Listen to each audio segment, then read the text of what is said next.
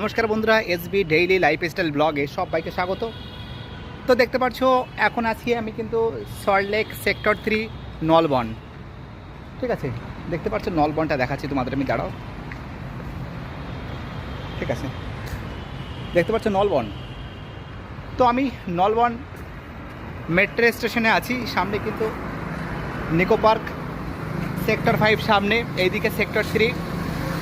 তো মেইন ব্যাপারটা যে কথাটা বলার জন্য এসেছি, যে আমি প্রত্যেকটা মানুষকে বলবো যে জীবনে এমন কোনো কাজ করবে না যে কাজের মাধ্যমে কোনো ব্যক্তির জীবনে এমন কোনো কাজ করবে না যে কাজের মাধ্যমে কোনো ব্যক্তির ক্ষতি হতে পারে। সত্যি কথা বলতে, জীবনে আপনি কাউকে উপকার করতে পারবেন কি পারবেন না সেটা আপনার ব্যক্তিগত ব্যাপার।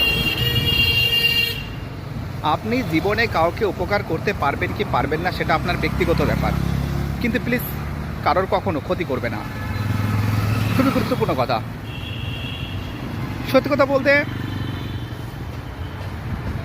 এই দুনিয়াতে আপনাকে কিন্তু কারোর উপর নির্ভরশীল হলে চলবে না, কখনো কারোর উপর নির্ভরশীল হবেন না। বুঝতে পারলে কি বললাম? অর্থাৎ আপনি যদি কারোর উপর নির্ভরশীল হন, তাহলে আপনি কিন্তু বা আপনাকে কিন্তু ছুঁড়ে ফেলে দেওয়া হবে। অর্থাৎ প্রত্যেকটা ব্যক্তিকে নিজের উপর সেলফ কনফিডেন্স হওয়া উচিত।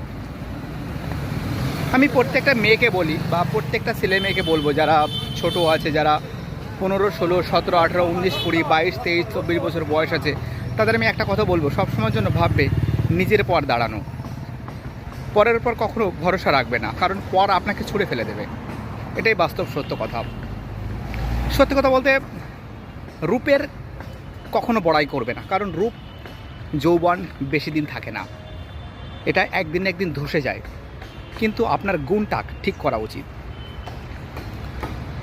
অর্থাৎ প্রত্যেকটা মানুষকে, সে ছেলে হোক বা মেয়ে হোক, আপনার গুণের পর বড়াই করা উচিত। কারণ আপনার রূপটা থাকবে না, কিন্তু আপনার গুণটা থাকবে।